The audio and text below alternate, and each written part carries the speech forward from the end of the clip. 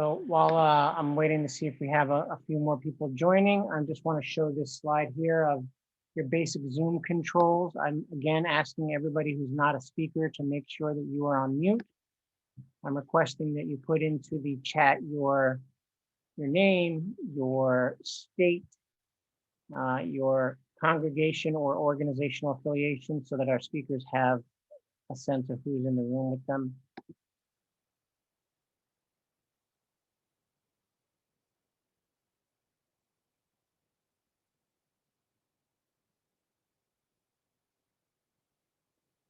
Okay, well, so I want to thank everyone for joining us. This is a session that's hosted by UUSJ, but with deep delight and pleasure, we have the participation of SEIU, PPC, and EPI. I'll talk a little bit about our speakers, but this session is connected to UUSJ's work in the economic justice policy area. As many of you know, UUSJ has 4 policy areas that we act in. That's immigration justice, environment and climate justice, economic justice, and healthy democracy. And so today's engagement is centered on economic justice. And we're talking about the Fight for 15 in part because UUSJ is an endorser of the Poor People's Campaign and has been since 2018 and cares deeply about the conception of a right to thrive that is asserted in that Moral Fusion coalition. And we feel strongly about the Fight for 15 because so many UUs believe that everybody should have a living wage, or at least a chance for a living wage. So that is in part what brings us to our event today. Next week, UUSJ will be going to Capitol Hill on virtual visits around this issue. So in addition to just enriching your own personal understanding and preparing you to talk with friends and neighbors about why it's important to do this work and to push for $15 an hour minimum wage, a federal approach. You know, some of you might be paying attention for talking points or considering joining us next week. And we're happy to have you doing that. So with that, I'm going to introduce our speakers. We have Joya Chatterjee, who is the Assistant Legislative Director for Service Employees International Union, or more commonly known as SEIU, which has been a key supporter, partner, founder, I think, in the Fight for 15. And Jaya has been on the front lines for SEIU up on Capitol Hill. So she's going to bring to our discussion, hopefully the phrase I was using in my conversation with Joya is the inside jujitsu of what's going on. David Cooper is a senior economic analyst with Economic Policy Institute and deputy director of EARN, which is the Economic Analysis and Research Network within EPI. David has been interviewed and cited on numerous local and national media publications, including the New York Times, Washington Post, the Wall Street Journal, CNBC, and NPR. And I'm very interested in some of the analytical work that David has been doing at the state level, since I'm a guy who used to work for a governor. And Shaili Gupta Barnes is the policy director of Kairos Center and the Poor People's Campaign, a national call for moral revival. Her work focuses on developing an analysis and the conditions facing 140 million poor and dispossessed people in the US with the PPC. She's co-authored and edited 2 seminal reports in collaboration with the Institute for Policy Studies on the coordinated multiple hearings on Capitol Hill. And I just like to flag to folks, I absolutely love the the Poor People's Campaign Souls of Poor Folk audit.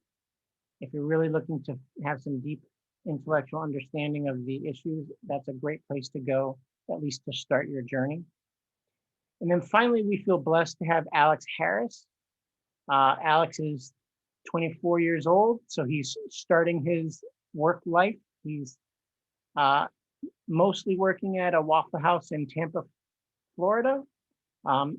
He's making $5.63 per hour. And he also has a part-time job landscaping. So he's going to talk to us a little bit about what it's like to live under the conditions that we're trying to change. So with that, I'd like to go to Shiley. Thank you. Thank you, Pablo, and everyone on the call today from the Unitarian Universalists for Social Justice. I am very happy to be part of this discussion with Joya, with David, with Alex, and with all of you on this critical issue of 15 and what that means for millions of people across this country. And I wanted to speak for a minute on, the importance of this moment and how we got here. In the Poor People's Campaign, we refer to this moment as a kairos moment. Kairos is a Greek word. It's a concept of time. So there's chronos, there's chronological time that moves, seamlessly, almost horizontally, you could say. And then there's kairos, which is a break in time, when the old systems and ways of organizing our society are breaking down and new ways are breaking through. It's sometimes described as God breaking through into the world, and it's a time of great crisis and great opportunity. And because it is a break in time, it is truly a moment. It has a beginning and it has an end, which means that if we are in, this Kairos moment, we have an opportunity to change the way things have been done. But this moment will not last forever. This moment of opportunity will pass. And it's on us to figure out what is possible to do in this moment, and then to do everything that we can to advance within it. And from the Poor People's Campaign, I can say that we don't think that this moment is just about Biden. It's not even just about Trump or whatever came before this current administration. It's about what we as a country have seen through this pandemic and what has been revealed about the conditions that brought us to this point, and what we are prepared to do about that now. It's an awakening to the crises that brought us here. Because the truth is that before the pandemic, there were 140 million people who were poor or low income, meaning just one emergency away from being poor. And I can share with you, I'll share my screen for a minute so you could just see what that breakdown of the 140 looks like.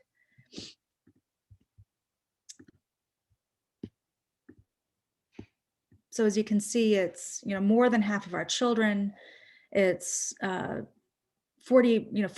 of our elders, and it's disproportionately people of color. It's nearly 60% or 23 million Black non-Hispanic people, 64% or 38 million Latinx or Hispanic people, over 40% of Asian people, nearly 60% of our Native and Indigenous people in this country, and then 1 out of every 3 or 65 million white non-Hispanic people.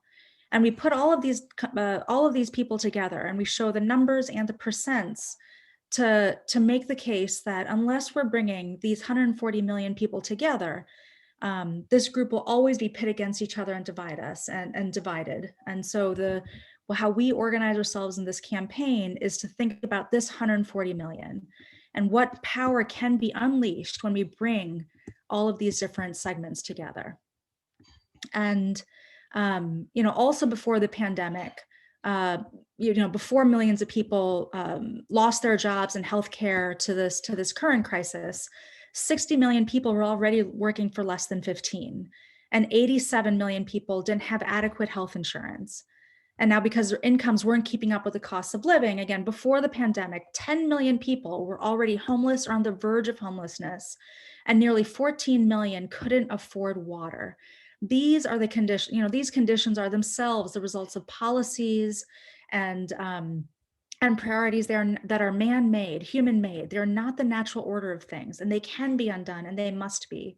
And so through the course of this, when we had the political will to take big, bold action last year through the CARES Act, there was some recognition of the conditions that brought us to this point where people weren't able to socially distance, we weren't able to wash our hands, we weren't able to work from home. The basic provisions to meet the healthcare, public health needs of the time were unavailable to millions of people, including those millions working on the front line in essential low-wage jobs.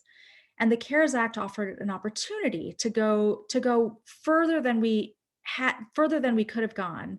And it did take some action through the stimulus checks, through unemployment insurance, but it didn't do enough. It left millions of people out. It didn't last long enough. And it ended up that through that set of political decisions, billionaire wealth in this country increased by over $1 trillion. And meanwhile, again, low-wage essential workers, frontline workers, and the 140 million who were poor or one emergency away from being poor before this pandemic were now brought one emergency closer. So why was that the case? This wasn't just a failure of Congress or a specific administration, although that certainly plays a part. It is because our economy and our politics are still grounded in the belief that we must first take care of the wealthy. We must first take care of corporations. We must first take care of Wall Street and banks, and then they will take care of the rest of us. Now, this has been proven wrong over and over, because what we actually need is for our government to go directly to where the pain is the worst. And rather than waiting for wealth to trickle down, we must lift this country up from the bottom. That is what we have been building in the Poor People's Campaign across 45 states. That is what is reflected in our policy agenda that begins with the 140 million. It's also in the 14 priorities that we have put out for the first 100 days of this administration, which you all have signed on to, and we count on your partnership to advance these priorities right now. We've also worked with EPI and SCIU and others to show that this isn't just the right thing to do. It is good, sound economic policy. That is what $15 an hour is. And there are many different arguments that you'll hear against the 15. Some are procedural, some are parliamentary, some are economic, some are moral. And we'll hear today how many of those are misleading or just plain wrong. And I wanted to talk about just two of them that we've come up against, that we come up against often with the Poor People's Campaign. And I know that David and Joya and Alex will speak to the others as well. But the two that I wanted to lift up for just a minute were one, that poor people don't deserve 15, and two, that we can't, as a country, as a nation, afford 15. And so these are two sets of arguments that we hear against, it's not always said in this way, but these are two sets of arguments that we hear often and in different forms about why $15 an hour isn't possible or necessary. Now, in the first one about poor people don't deserve it, you kind of have to peel back the layers to see what's being said here. One is that if you're working, at first it's a declaration of who are poor people, right? So poor people aren't working. And if you're working, you're not poor. Those are the kind of the both sides of this poor people don't deserve it, is that, well, if you're poor, you're not doing enough to lift yourself out of that situation, because if you were working, you wouldn't be poor. Now, again, neither of these assumptions within this argument are true. The reality is that many people we're living in a low wage economy, that millions of people are working too much for too little. They're working multiple jobs at much less than what the cost of living requires. And this is why when we talk about in the campaign 140 million people. There are 40 million people who live below the poverty line, but there are approximately 95 to 100 million people who are living right above it, who are one layoff, one lost shift, one car payment, one late bill, or any other everyday crisis away from that line. And in a country as wealthy as we are, there is no moral justification or economic justification for 40% of the country to be this close to the edge. Now, the second piece is, well, we can't afford this. And that, again, is not true. Of course we can afford this. If wages had kept up with inflation, if the minimum wage had kept up with inflation over the past decades, it would be upwards of $20 an hour. There's plenty of wealth to go around. As I mentioned earlier, billionaire wealth has increased over $1 trillion in this pandemic. In fact, not having $15 as a minimum wage is costing us in lost wages and lost economic activity, when that wealth that has been created is hoarded by the top echelons of this economy. The real question to this argument is whether we want to direct the abundance of this country, the wealth that does exist, in this way towards the 140 million, towards the millions of low-wage workers. And I think for most of us on this call and for most of the people in this country, the answer is yes, we do. Again, it's not just the right thing to do, it's good for the economy. In fact, every dollar that the minimum wage is increased creates more than that dollar. It gets multiplied as it gets circulated through. In fact, we were on the Poor People's Campaign and SEIU were on a call with Senator Manchin earlier today, and we heard versions of this argument saying that maybe he's willing to go up to $11 an hour, but workers from West Virginia, tipped workers, low-wage workers, they, even after hearing their hardships, he wouldn't go past 11. And the good people from West Virginia said that's not enough, and they are right. Now, the last time the minimum wage was raised was in 2009, the federal minimum wage. That was more than a decade ago. And in that context, let's just remember for a minute what that context was. We had a Democratic House, we had a Democratic Senate, we had a Democratic president, and we were facing another major crisis. It was after the Great Recession, or in the midst of the Great Recession. And while the minimum wage was raised, it didn't go far enough. And instead of, in the whole set of policies that were passed then, they saved Wall Street instead of homeowners. They acted again on the false assumption that saving the wealthy and powerful would save our economy, and it didn't. Instead, what happened was half of the Black wealth in this country was wiped out. And over the next decade, we saw an expansion of low-wage, temporary, precarious jobs that didn't have healthcare, that didn't have worker protections. And these jobs were disproportionately filled by Black, brown, and women of color workers. In other words, we saw the evolution of the conditions that we're facing today. And we cannot make that mistake again. This time, in this Kairos moment, we need to do it right.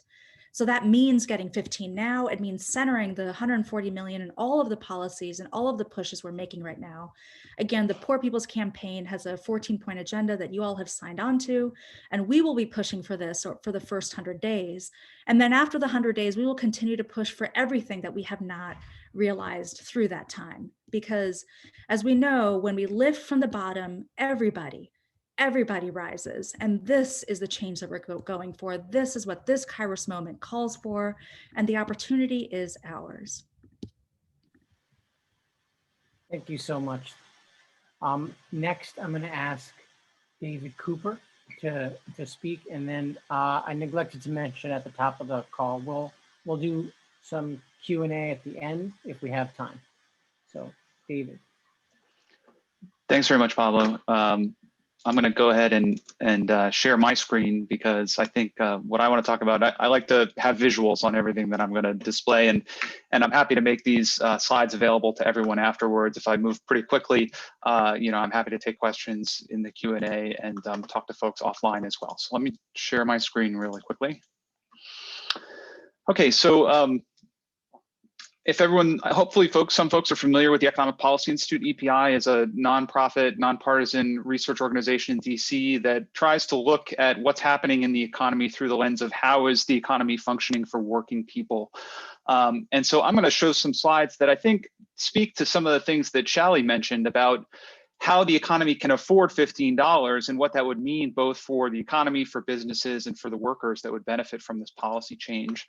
So first off, this chart, there's a lot here. I'm going to walk us through sort of what I think are the highlights of it. And some of this, again, gets to things that Shally was mentioning. So first off, the black line at the bottom is the real or inflation adjusted value of the federal minimum wage over time. So this is after you adjust for prices, what does the minimum wage buy? Well, what you can see is that the federal minimum wage reached a high point in 1968, when in today's dollars, in 2020 dollars, it was equal to about $10.50 per hour. So today at $7.25, someone who's making the federal minimum wage is effectively being paid 31% less than someone being paid the federal minimum wage more than 50 years ago. I mean, there's no economic justification for that. There's no reason why we should be paying someone 30% less than their counterparts a generation ago, particularly when you recognize that low-wage workers today, on average, have more education, are older, more experienced than their counterparts were at that time.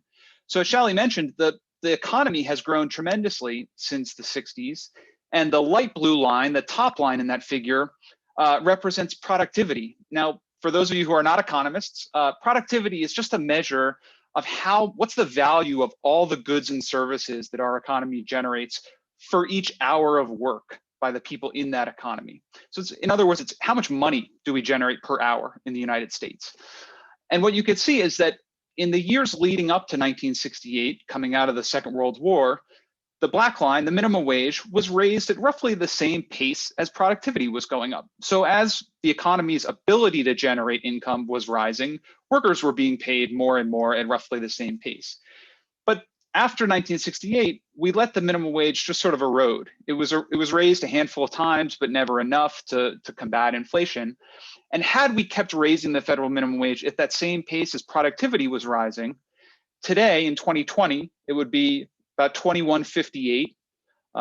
And in 2025, the year that folks are talking about raising the federal minimum wage to $15, it would be over $23 an hour. So this is what Shally was getting at. The economy can certainly has the capacity for much higher minimum wages than we're talking about today. But the other line in there is the middle blue line is saying, well, okay, what if we had just raised the federal minimum wage at the same growth rate as average middle class workers?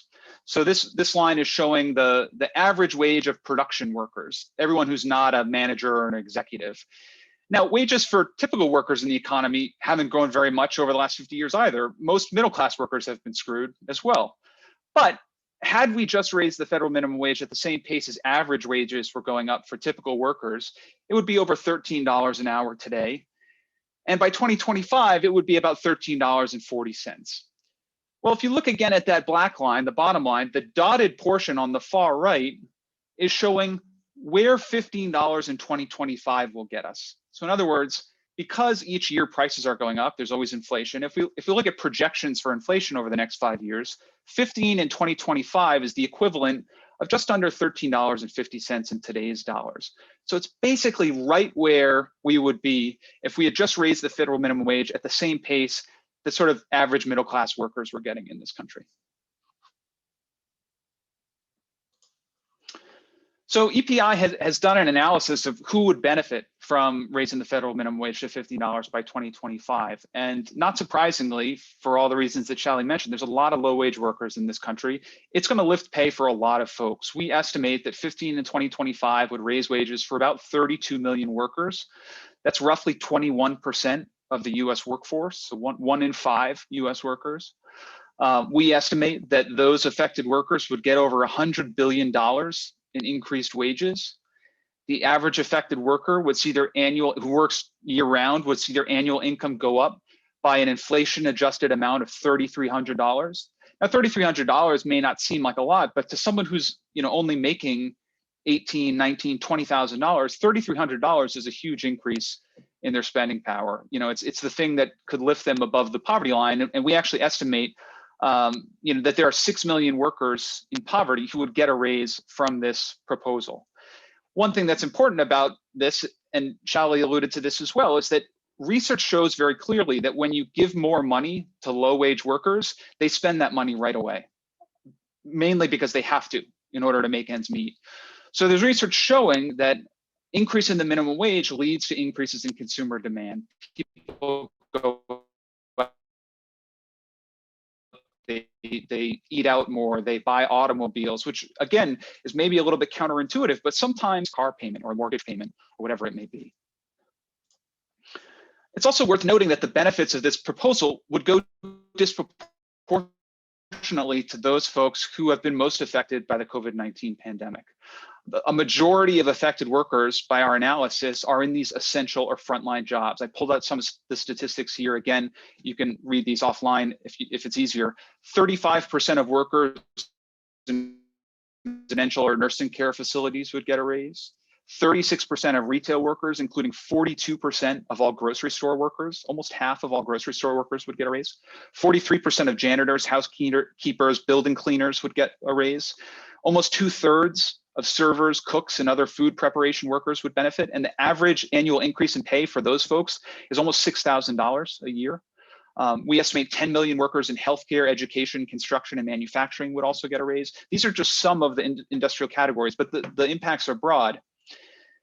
And this chart, also this graphic that I'm showing now, I think also debunks one of these common myths. You know, a lot of people think that when you talk about the minimum wage, you're only talking about teenagers working part-time after school for some, you know, extra spending money to buy video games or what have you. And even if that were true, again, we know that those teenagers, when they were starting out in the labor force 50 years ago, they were starting off in a much better spot than teenagers are today, earning federal minimum wage. But the reality is that most of the workers who would benefit from this policy are nothing like that stereotype. The average age of affected workers is 35 years old. 90% of the affected workforce is not a teenager. It's majority women. Almost 60% of the workers that would benefit are women. So these are folks who are not just kind of working on the weekends or working for extra spending money. This is they're the primary bread.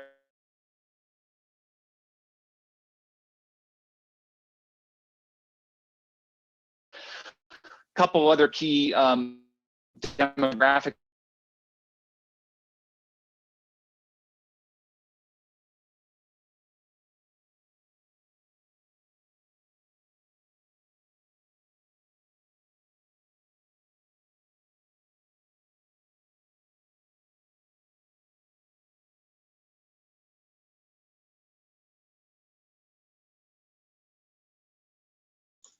Hi, I think I may have dropped out, but I'm back now. Can folks hear me? Okay, no, it's great. Sorry about that. Back to the slideshow. So as I was saying, you know, we estimate that there's about 6 million people in poverty, workers in poverty, who would get a raise from this. That's about 60% of all people working who are currently below the poverty line would get a raise from this proposal. So, you know, as the federal minimum wage has been neglected over the last 50 years, a lot of states have stepped in to try to raise their state minimum wages. A lot of cities have as well. And so currently, right now, there are 29 states plus the District of Columbia that have set state minimum wages higher than the federal minimum wage. I noted on this slide, there's actually 30 states that have done something. And the difference there is Virginia has passed a law to raise its state minimum wage to $15, but they haven't started yet. They're still at $7.25. So that's the difference between the 29 and the 30. 44 cities and counties have also passed higher minimum wages. And these are wages ranging anywhere from just above the federal minimum wage. Missouri, South Dakota is I think about $8 an hour, $8.30.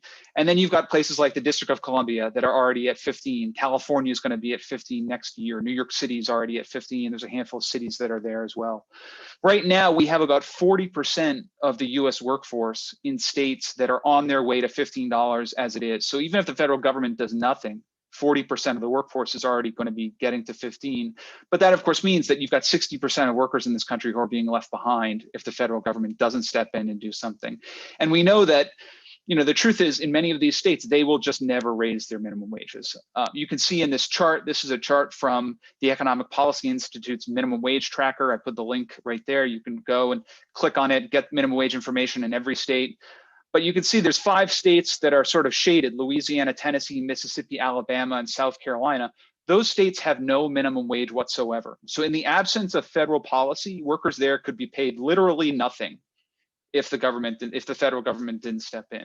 Other states like Georgia, the state minimum wage is only $5.15 per hour. Again, without the feds, folks would be in a lot of trouble in those places. And they are right now because of this federal inaction. So I'm running out of time. I'm going to burn through these pretty quickly, but again, I'm happy to talk more in the Q&A. Quickly, how do businesses adjust when the minimum wage goes up? there's a lot of research that has looked at this question. And what the research shows is that number one, there's less turnover, there's less churn, people leaving their jobs and finding new ones. This actually creates savings for business because they don't have to spend money recruiting, hiring, training new staff. It also leads to higher productivity among the workforce because when people stay on the job longer, they tend to get better at it. And that also produces savings for business. There's also this shift of income from profits to wages. Walmart had its most profitable quarter ever this past quarter. And raising the minimum wage is going to force them to take some of those profits and instead of giving it to shareholders, giving it to the workers that are working in those stores and lots of other stores, obviously. And then you also do get small price increases. Businesses will raise prices a bit to absorb the higher labor costs, but these are very small increases relative to the increase in pay that's going to low wage workers. We're talking about less than half a percentage point for every 10% increase in wages for folks. So really, really small. And the broader economic impacts is more money among low-wage workers and low-income households who, as I said before, go out and spend those dollars. You get stronger consumer spending. You also get reduced inequality for the reasons that I talked about. Not as much money is going to business profits and shareholders, more of it's going to working folks. And you also see reduced reliance on public assistance. People don't have to rely on SNAP, food stamps, housing assistance as much. And granted, those programs are not nearly generous enough as it is, but it would generate some savings that we could then reinvest to strengthen those programs. Now, the big question that always comes up, and again, I apologize, I'm a little over time, but the concern that's always raised is what's the minimum wage going to do on jobs? And this is probably the most studied question in labor economics. I mean, researchers have looked at this for decades. And the fact is that minimum wage increases have been found to have very small, if any, impacts on employment. And this chart, I know it's complicated. I put it here and I'll just explain very briefly. What it's showing is from 55 studies over the last 30 years of the minimum wage's impact on jobs, what did the researchers find? The little, circle or square or triangle in the middle is the effect on employment as a result of the change in the minimum wage. And then the bars that come out from the side are what's known as confidence intervals. It's basically like how sure are we that this is the actual effect?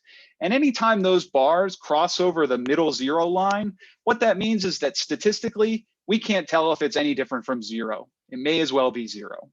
And what you can see is that all these estimates are just clustered around that zero line or intersect with that zero line.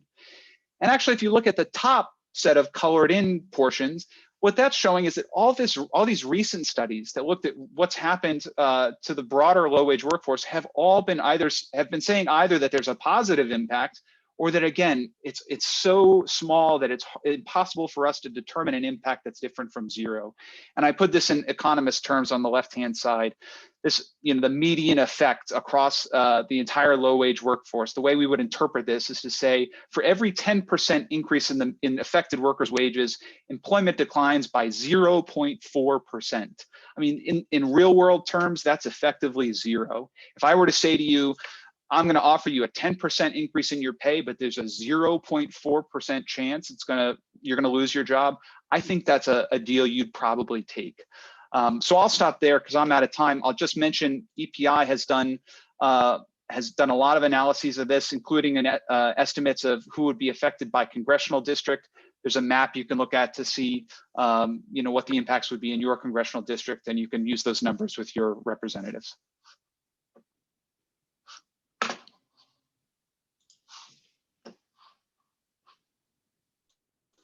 I think you're muted still, Pablo. Sorry about that. Thanks so much, David. I think you answered the question I posed to you in getting ready for this. Of what's the effect on local economies? We're deeply appreciative. So now I'd like to just transition into asking Joya to speak with us a little bit about the legislative situation, and then we're going to hear from Alex about what it's like to live in this circumstance. Thank you.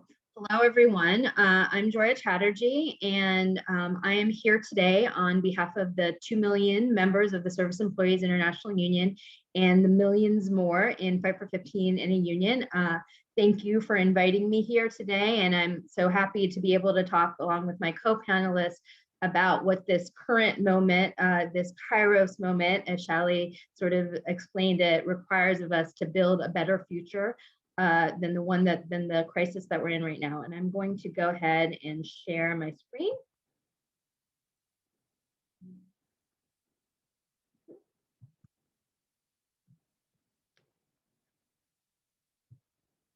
So right now, Congress, as you all know, they are working to put together a package, the American Rescue Plan, that reflects the priorities that the president has put forward.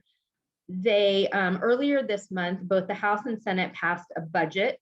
And this isn't a normal sort of ordinary type of federal budget, which generally reflects, revenue and spending priorities. This budget basically is a mechanism to unlock something called reconciliation, by which the Senate can pass bills by a simple majority of 50 votes instead of the 60-vote supermajority that they generally need to sort of move most Senate legislation. So after the budget passed a couple weeks ago, last week, House committees spent the week, debating and drafting their specific portions of the bill. And so now at this point, we are at a place where the House is getting ready to vote on the bill at the end of next week, though that could change. Right now, provisions that would increase the minimum wage to $15 are in the relief bill, but this is the policy that is most at risk at being dropped. And that's why it's so important for all of you and all of us to weigh in with your members of Congress. They really need to hear from all of us how important this is.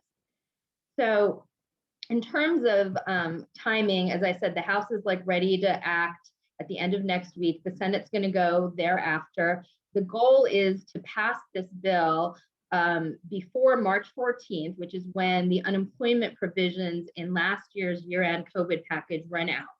And right now it looks like the Senate is probably going to vote around the first week in March, but again, that could change. But before the Senate votes, the Senate parliamentarian, somebody that, there hasn't been a lot of focus on, except now we have a 50-50 Senate, and now we're trying to move things through reconciliation. So the parliamentarian, becomes key. So before the Senate will vote, the parliamentarian will make some decisions on what can stay in a reconciliation bill and what goes out, because there are pretty strict Senate rules on what can stay in a reconciliation bill. So they will make that decision, as I said, right before the vote. And one of the key things is 15. And there's a lot of debate around whether the Senate rules, will allow 15 to stay in the reconciliation package. So in terms of margins, the Senate is 50-50, as we said. To pass this bill, even through a simple majority, all 50 Democratic senators have to vote yes, and then the vice president, as the president of the Senate, has to cast a tie-breaking vote. In the House, it's also pretty tight.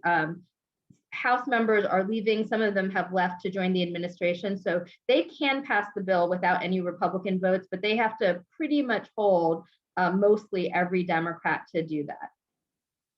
So I next wanted to move a little bit through some of the arguments Shally and David against. Shally and David went into a lot of them already, so I'll move pretty quickly through this. So this has nothing to do with COVID relief, and as we heard from both Shally and David, yes, it does. This is about essential workers.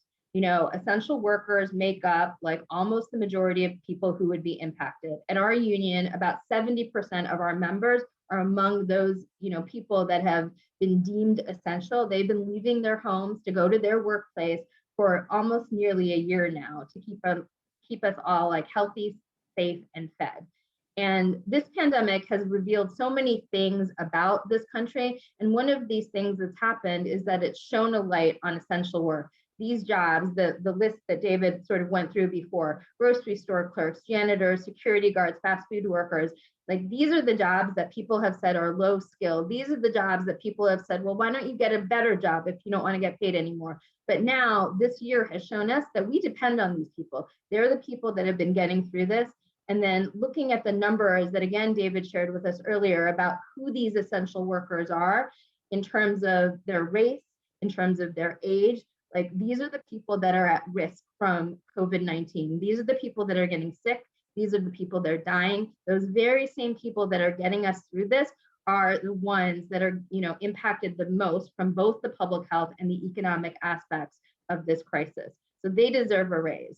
And so, we certainly think that it makes the most sense in the world to have 15 in this COVID rescue package, because these people need to get a raise right now. And the president, has sort of made clear that this is a recovery for all of us. And if we really want to make this recovery a shared recovery and felt in every zip code, in every corner of the country, we've got to lift the wages at the very lowest sort of point of our economy. That's the way we lift us all.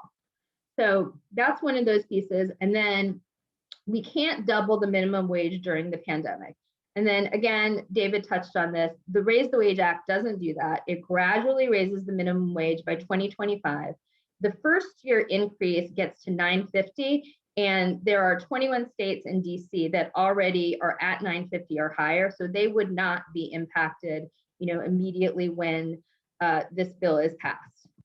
Third, states are acting. We don't need a federal mandate. David touched upon this earlier. The piece that I would add to that is those states, 29 states and DC, have a minimum wage over $7.25. Those are the same states that have restrictions called right to work laws that prevent people from, coming together as a union. Those are the same places that have an expanded Medicaid.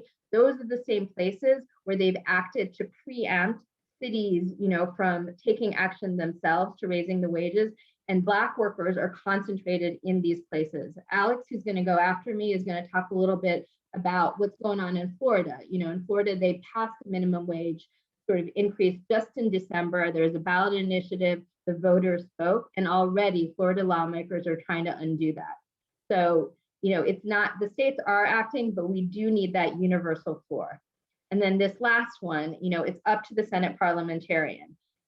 And to that, as an advocate, I sort of just, say that I'm not the person that's going to come up with the process strategies. Like, all we know is that working people have been working for this for, nearly a decade, 8 years. The Fight for 15 has been, working for this. And we need our elected leaders to fight for us and pass an American Rescue Plan that includes 15.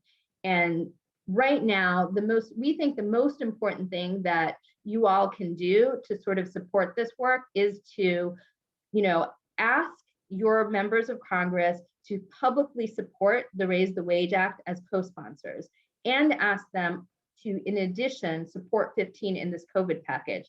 Having them be public as a co-sponsor helps us with our effort, in the next few weeks to keep this provision in the bill. And if they're already co-sponsors, ask them to keep fighting alongside us. Ask them to reach out to their colleagues about co-sponsoring. So that is all I have. And I wanted to now turn it over to Alex, who is gonna, share with us what it's like to work in Florida for less than 15.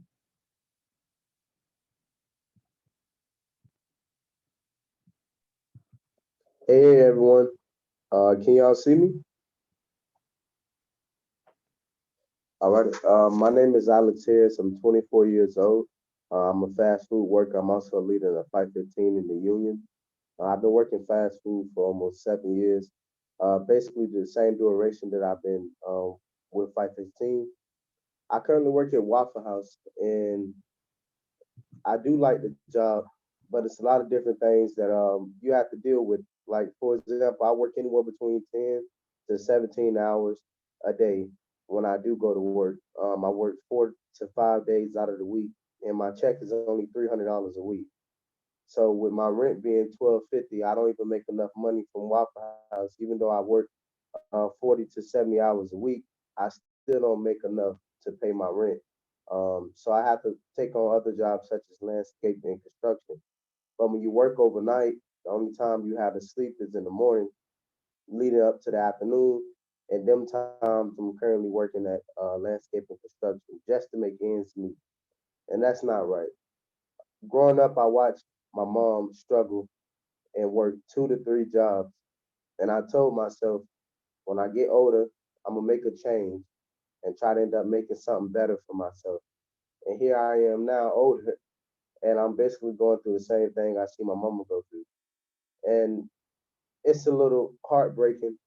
And then to see my youngest sister is currently working, and she's considered a minor, and I'm considered a returning citizen.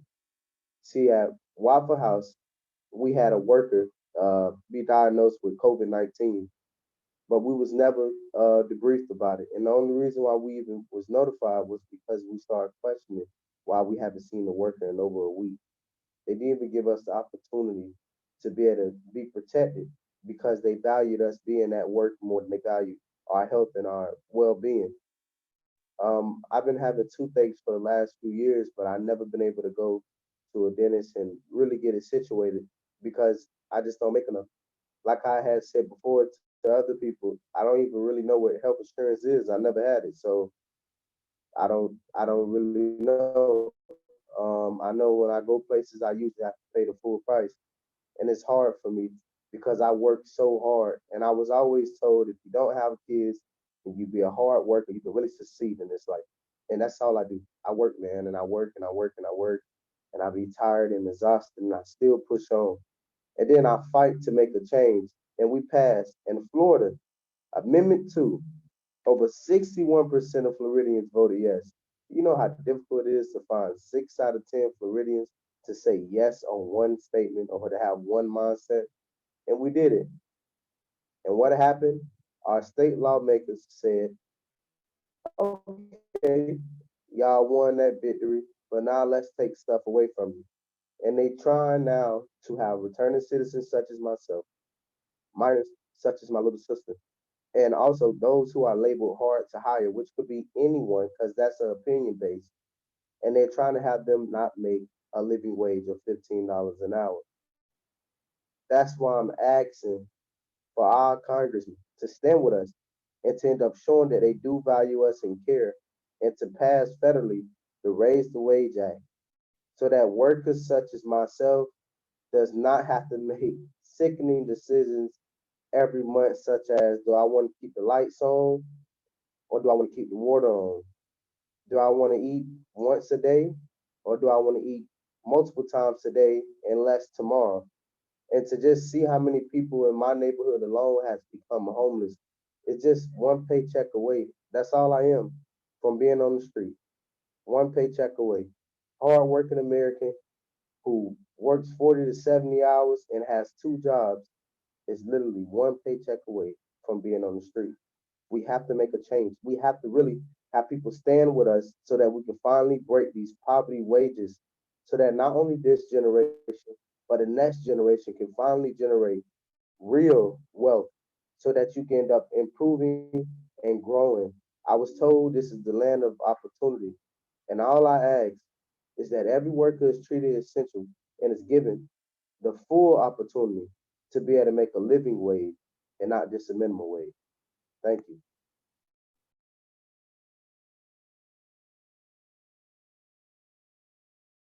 Thank you, Alex, for your real witness. I'll disclose in your story, I feel the stories of so many of my friends and family across the years. So please know that you're not alone, and at least you have my sympathy and the sympathy of our organization, and we're going to do everything we can to help bring it home. With that, I want to pivot. If I could be a little cheeky here, I'll say that as you've seen, the kung fu of our panelists is very strong, and we are deeply honored to have them in our intellectual dojo this afternoon. So we're going to throw 1 or 2 questions at them.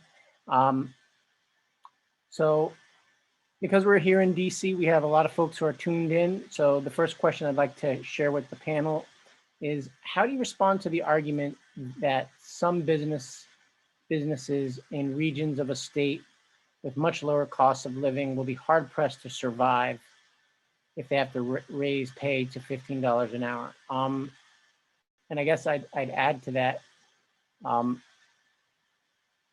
since it seemed from talking to other economists and getting ready for this and our work, it seems like a lot of the difference may be driven by automation. So how does that play when we're talking to folks up on the Hill?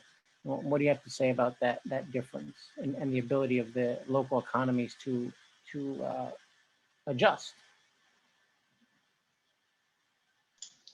So I'm happy to take a first crack at that, and then others should join in. Yes, there are places in the country that have, different places have different costs of living. That's undeniable. And there are some places where if you go to 15, it is going to raise wages a lot higher than they have been in that place, or higher than they are for a majority of workers. There's going to be more businesses affected. They're going to have to raise pay more than they normally, than other parts of the country will that have already gone to higher wage levels. And I don't, I don't think that we should shy away from saying that, like, yeah, that's going to require some adjustment from businesses, and that's why this bill is being phased in over a course of 5 years. But at the same time that they may have to pay more and absorb higher labor costs, that's also more money that's going out into that community that goes a lot further. I mean, if you give me an extra, $1 an hour in income in DC, that doesn't boost my spending power the same way that it boosts someone in rural Mississippi who gets an extra $1 an hour. So yes, the business is going to maybe make a larger adjustment, but those consumer demand effects are going to be much more pronounced than they are in places of the country where wages are already higher. The second thing that's important to note is that in a lot of those areas, the dominant low-wage employer is not the small mom and pop. It's Walmart, it's Sam's Club, it's it's McDonald's, it's Waffle House. It's these large national corporations that have the money and that in many cases set pay standards for the entire region. When Walmart raises pay in certain areas, every other employer in the area, every other low-wage employer has to raise pay too, because they're competing with Walmart for staff. So by forcing those companies to shift a little more income out of their Wall Street bank accounts to these low-wage communities, you're potentially going to have a stronger stimulative effect in those places. But I think it's fair, I think we should be upfront and saying, like, yes, this is going to require some adjustments from businesses, but research shows pretty clearly that given time, businesses do adjust, and they end up better off because they have a stronger consumer base waiting for them after they've adjusted. Can I piggyback on that a little bit? So the thing that I would add to that is, yes, businesses, may well need to adjust, but we're also, in these relief packages throughout 2020, there was business support. And in this relief package, there's about 50 billion, I believe, at least 50 billion in small business support. So we have been consistently, supporting businesses throughout this crisis. And, at SEIU, we've supported these relief bills. We just think now is the time to support workers.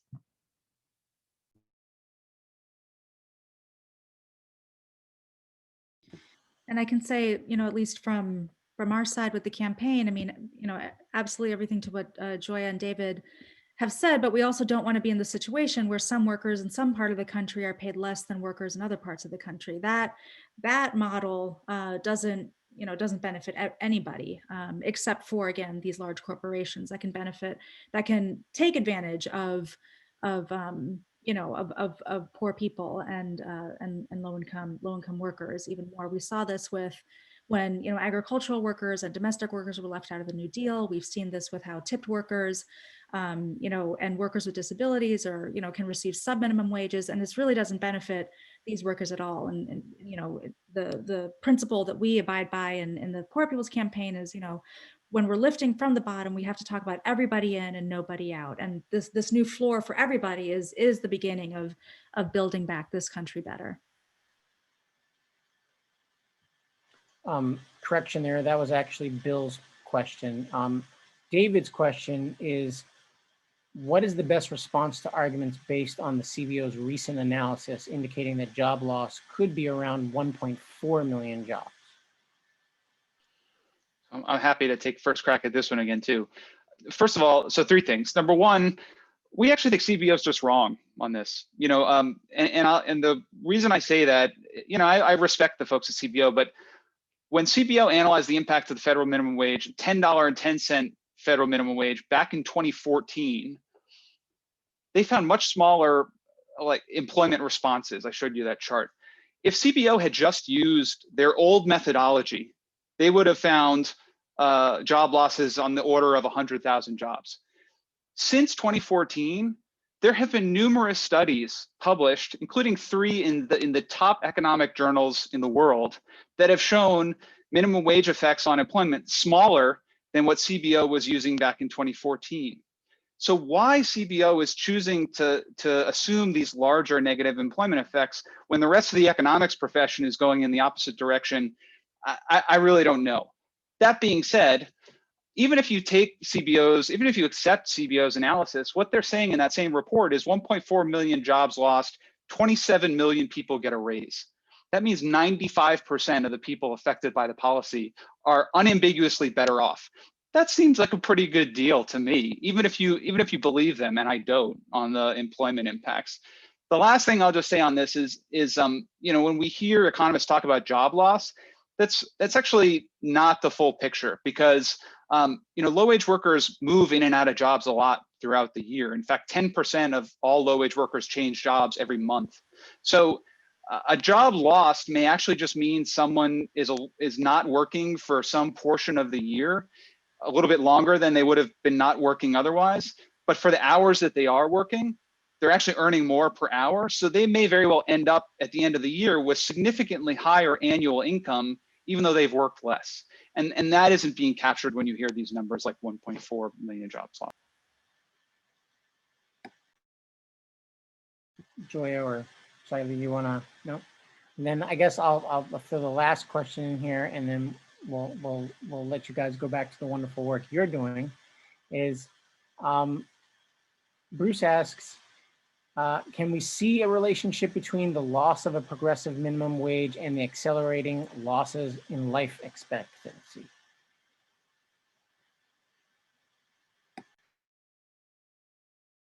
So I think I shared this over the chat, but I know that about a year ago, there was a study that showed a little bit the reverse of that, how when the minimum wage is raised, then suicide rates decline.